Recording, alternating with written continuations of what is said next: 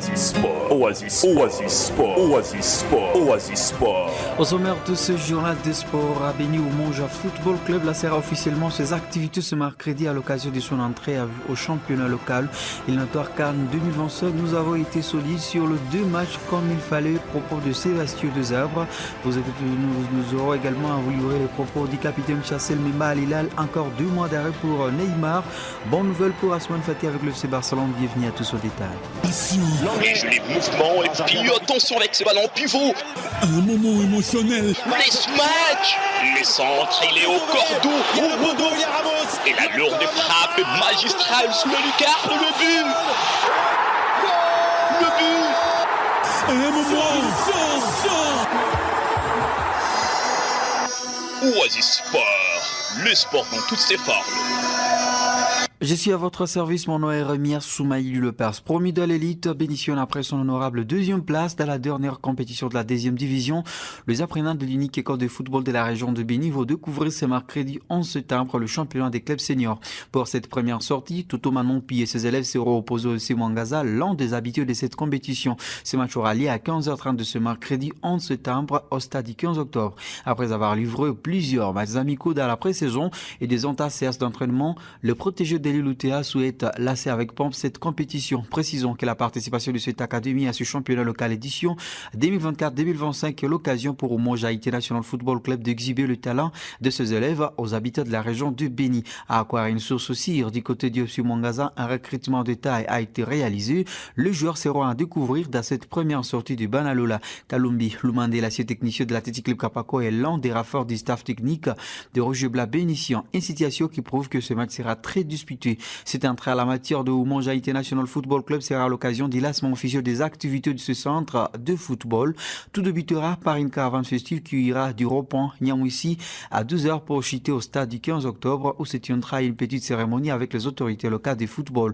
Le membre du conseil de gestion de Oumonja, également le joueur Erikas Moussokoni, secrétaire sportif adjoint de ce club, confirme le fait dans cet élément sonore. C'est notre grande joie de faire partie des équipes qui vont s'affronter dans les championnats locaux des équipes seniors de la ville de Béni. Notre académie Oumonja se prépare en conséquence pour son premier match contre les FC Mwangaza. L'académie Oumonja prépare son lancement demain. Dès 13h, nous allons quitter les ronds-points avec une caravane garorisée et motorisée pour montrer au public de Béni que l'Académie Oumonja existe en ville de Béni. Et nous allons quitter les ronds-points jusqu'au stade 15 octobre pour notre premier match contre les FC Mwangaza de la ville de Béni. Il y aura d'abord un mot des autorités avant que les matchs se jouent.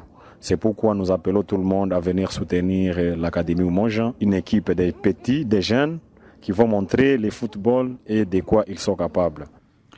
C'était là Erikas Moussokoni, les secrétaires adjoints de cette formation de Oumonja International. Le léopard de la République démocratique du Congo sont allés s'imposer des 0 du Valéwalia de l'Éthiopie à match comptable pour la deuxième journée des éliminatoires de la Coupe d'Afrique des Nations CAN Maroc 2025. Le FAF congolais a reçu le coup par fond à cette explication. Ils étaient obligés de confirmer leur succès dès la première journée. Ils se devaient de se rassurer pour éviter de douter, sachant qu'ils avaient mal commencé la dernière campagne. C'était difficile de voir des Éthiopiens qui sont réputés très tenaces. Ce fut le cas à première période où les deux sélections se sont tenues 0-0. Mais tout se décantait à la deuxième période où les léopards ont fait bouger les lignes, notamment grâce au changement apporté avec les entrées de Théo Bongonda et Fisto Mayeli qui ont inscrit les 2 buts de cette explication. Après, il fallait tout simplement gérer les ardeurs des adversaires pour éviter de leur donner des espoirs de revenir à la marque. Nous avons gagné ce soir, mais la réalité est qu'on n'est pas qualifié pour la CAN. On est dans une compétition à 4 équipes où il y a 6 matchs et il faudra être parmi les 2 qualifiés, ce qui est notre objectif. On sera premier du groupe, quels que soient les résultats du match entre la Guinée et la Tanzanie. Mais vous le savez que le plus important est d'être premier ou deuxième du groupe à la fin de la dernière journée. Nous sommes bien lassés, on a été solide sur les 2 matchs comme il fallait. On va bien se concentrer sur les 2 prochains matchs pour faire encore un pas de plus pour la qualification, a déclaré Sébastien Desabre à conférence de presse d'après-match. C'est une réussite pour ces 2 premières journées où les Congolais devraient rester dans leur dynamique de la dernière CAN à Côte d'Ivoire. Ce qui est fait est de la meilleure de manière année à 6 points, un très beau capital avant les 2 prochaines journées qui le verra croiser les Taïf Stars de la Tanzanie à double confrontation au mois d'octobre. Dans ce même chapitre, le capitaine de l'équipe nationale de la République démocratique du Congo, Chassé-Bemba Magoulou, s'est exprimé sur les 2 premiers matchs de Léopards éliminatoires de la CAN Coupe d'Afrique des Nations Maroc 2025 par les biais de ses comptes réseaux sociaux.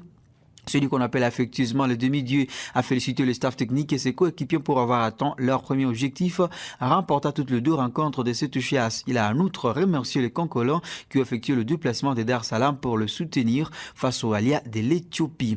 10 mois après son opération de ligament croisé du ménisque du genou gauche, Neymar Ajoli Trandeza se trouve encore loin de retour à la compétition. Selon le média saoudien Al Irad, l'attaquant d'Al Hilal a effectué une série de tests physiques pour évaluer son avancement dans le protocole de retour à la compétition, mais ce dernier n'ont pas été concluants. Le Brésilien devra encore observer au moins 2 mois d'arrêt. À noter que la Star Rivet pourrait alors rejouer à la Ligue des champions asiatiques, mais pas en championnat. Il devra attendre le mois de janvier pour des raisons administratives concernant son accord avec cette équipe. Journée des qualifications pour la Coupe du Monde 2026 aujourd'hui en Asie. À 9h de cette journée, l'Arabie Saoudite a renversé la Chine 2-1.